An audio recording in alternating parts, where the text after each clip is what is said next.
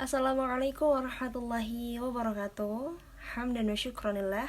Izin memperkenalkan diri, nama saya Andini Putri Olivia Arifin dengan NPM 20310301226. Saya dari program studi ilmu Al-Quran Tafsir kelas 3B. Dengan di sini saya akan menjawab pertanyaan dari ujian tengah semester dengan mata kuliah mantik atau ilmu logika dengan dosen pengampu Bapak Agus Devrianto MAG. Selanjutnya, bismillahirrahmanirrahim. Untuk soalan pertama, mengenai tentang cara bertahap berpikir logika yang maupun dari individual, masyarakat, maupun kebudayaan.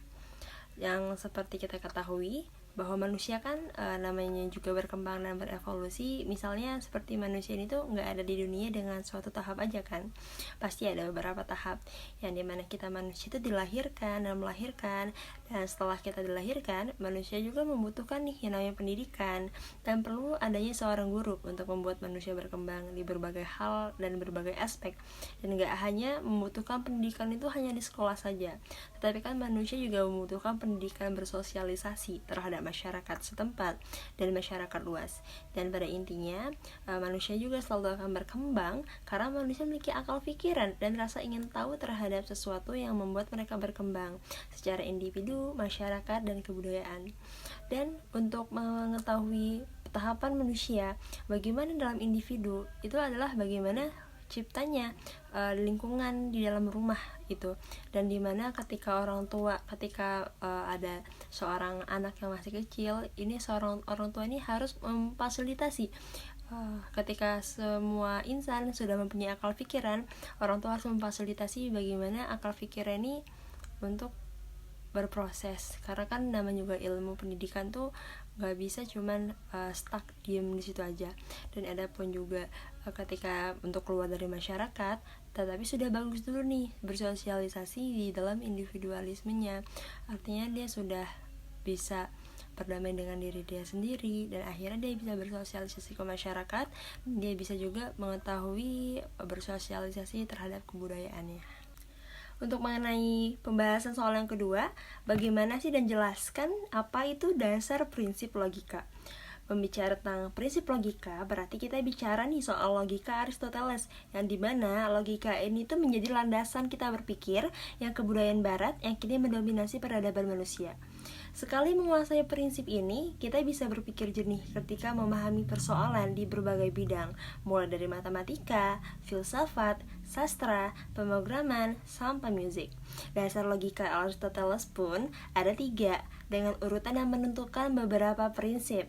Yang pertama itu ada namanya Principium Identitas, yang dimana pada prinsip ini dipastikan identitas objeknya itu adalah sama, yang berarti A adalah A dan B adalah B.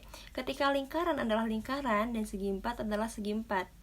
Nah, dan yang kedua, di sini ada namanya Principium dan Contradictionis, yang dimana pada prinsip kedua ini identitas objek ini tidak boleh bertentangan.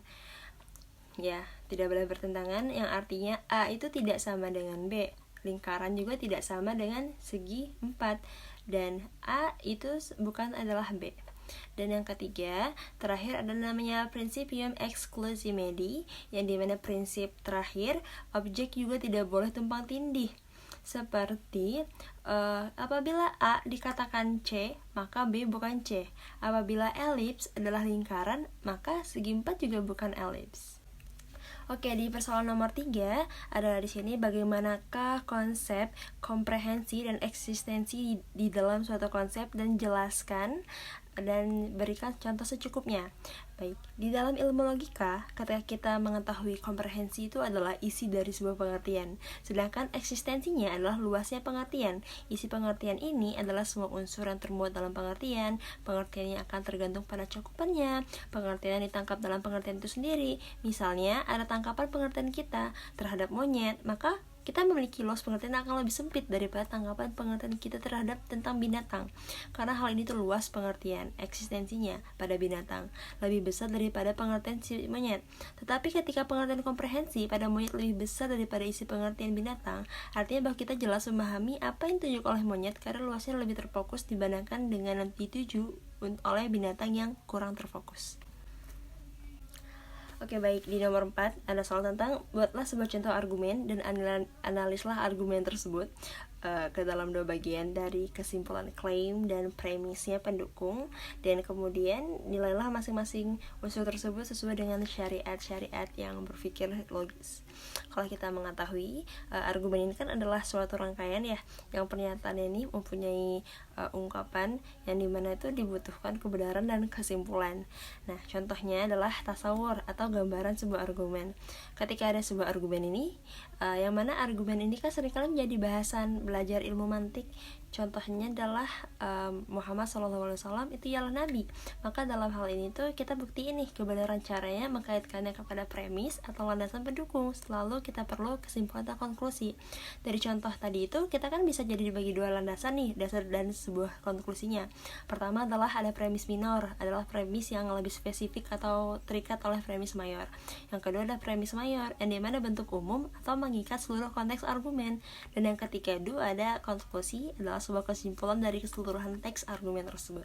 Kalau kita tahu contoh tadi bisa kita buktiin bagaimana sih cara bagi dua premis dan satu konklusi, yang dimana premis minor itu Muhammad SAW mengakui Nabi dan membawa mukjizat. Yang premis mayornya setiap orang mengakui Nabi dan membawa mukjizat ialah Nabi. Dan ketika konklusinya, jadi bisa disimpulkan dari sebuah argumen juga bahwa Nabi Muhammad SAW karena memiliki premis mayor dan minor yang berkaitan dengan argumen tersebut, jadi kita bisa ngambil nilai dari masing-masing unsurnya.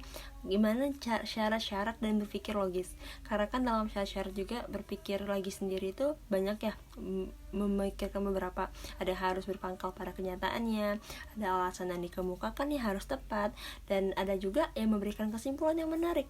Dari sebuah argumen itu kita bisa ambil konklusi bahwa argumen ini gak bisa memiliki kriteria dari syarat-syarat berpikir logis, sehingga argumen juga bisa dapat diterima. Kita pembagian penggolongan dan jelaskan bagaimana dan contohnya. Ketika kita mengetahui kebagian ini kan dalam pembagian kita dapat memecah sesuatu yang besar baik jumlahnya maupun ukuran menjadi bagian-bagian yang lebih kecil tanpa suatu kriteria. Misalnya ketika ada rumah, bagian kecilnya adalah isi dalam rumah tersebut seperti kamar, namun kita tidak bisa nih mengatakan bahwa kamar itu adalah rumah. Kalau penggolongan itu ada dua macam, penggolongan alam dan penggolongan buatan. Penggolongan alam ini adalah penggolongan yang dimana disusun atas kecerdasan kita. Contohnya seperti penggolongan melati, mawar, kenangan, dan pacar sore ke dalam golongan bunga gitu. Ketika penggolongan buatan adalah penggolongan yang didasarkan atas suatu sifat. Contoh dari penggolongan ini misalnya penyusunan kata dalam kamus, penyusunan buku dalam perpustakaan, pengelompokan barang-barang di toko, atau penggolongan ini juga bertujuan untuk mendapatkan kemudahan yang sejauh mungkin. Nomor 6, kapankah pembagian dan penggolongan itu menjadi keliru atau sesat, dan lengkapi jawabannya dengan contoh.